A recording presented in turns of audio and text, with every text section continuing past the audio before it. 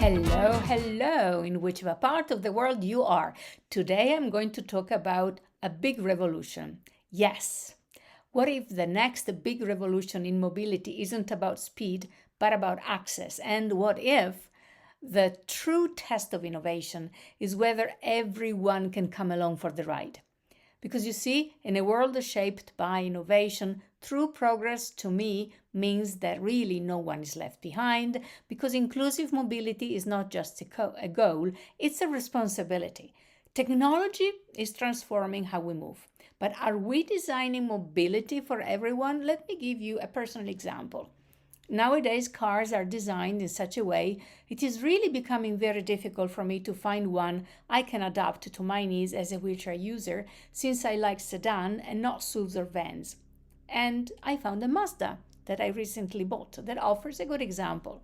Inspired by former President Tsuneji Matsuda, who lived with a disability in his left foot, the company has long explored how to make driving accessible without sacrificing design.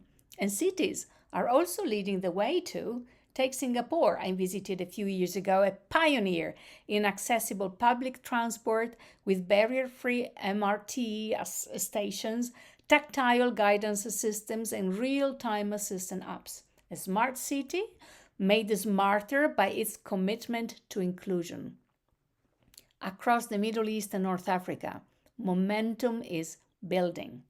At the recent Aviation Day MENA conference, organized in Jeddah by IATA in collaboration with Saudi authorities, global aviation leaders came together to explore concrete solutions for improving services and products and to define shared guidelines for a more accessible future. And I was honored to speak there on the importance of inclusive aviation for passengers with reduced mobility, emphasizing that equity must extend not only across city streets, but across international skies. And I also proposed the creation of a permanent hub for accessibility and inclusive air transport, a platform to drive best practices, foster innovation, and influence future discussions at the G7 and also the G20.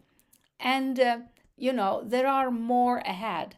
I'd like to dedicate several episodes to the youth of MENA region, because they are change makers who are shaping the future of inclusive transport with creativity, courage, and vision. But technology alone isn't the answer. It takes collaboration between industries, governments, and communities to create a system, that are contemplating inclusive design and not by afterthought. So the future of transportation is really connected, but it must also be fair. It must be human. So in my view, the future of mobility is inclusive, and together we can build smarter cities, accessible skies, and inclusive journeys, powered by data, driven by empathy, and benefiting of lived experience. Ciao, ciao.